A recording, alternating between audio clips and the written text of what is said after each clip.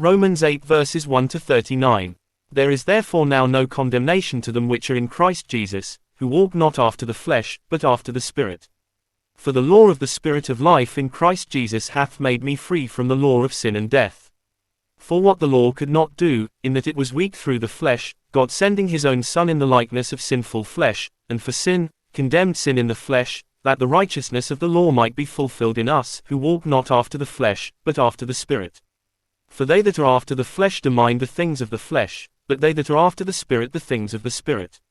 For to be carnally minded is death, but to be spiritually minded is life and peace. Because the carnal mind is enmity against God, for it is not subject to the law of God, neither indeed can be. So then they that are in the flesh cannot please God. But ye are not in the flesh, but in the Spirit, if so be that the Spirit of God dwell in you. Now if any man have not the Spirit of Christ, he is none of his. And if Christ be in you, the body is dead because of sin, but the Spirit is life because of righteousness. But if the Spirit of him that raised up Jesus from the dead dwell in you, he that raised up Christ from the dead shall also quicken your mortal bodies by his Spirit that dwelleth in you. Therefore, brethren, we are debtors, not to the flesh, to live after the flesh. For if ye live after the flesh, ye shall die, but if ye through the Spirit do mortify the deeds of the body, ye shall live. For as many as are led by the Spirit of God, they are the sons of God. For ye have not received the spirit of bondage again to fear, but ye have received the Spirit of adoption, whereby we cry, Abba, Father.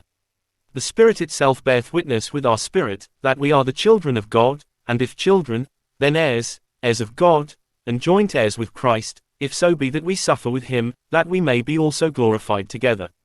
For I reckon that the sufferings of this present time are not worthy to be compared with the glory which shall be revealed in us. For the earnest expectation of the creature waiteth for the manifestation of the sons of God. For the creature was made subject to vanity, not willingly, but by reason of him who hath subjected the same in hope, because the creature itself also shall be delivered from the bondage of corruption into the glorious liberty of the children of God. For we know that the whole creation groaneth and travaileth in pain together until now. And not only they, but ourselves also, which have the firstfruits of the Spirit, even we ourselves groan within ourselves, waiting for the adoption, to wit, the redemption of our body.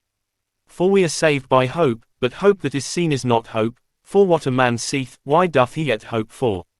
But if we hope for that we see not, then do we with patience wait for it.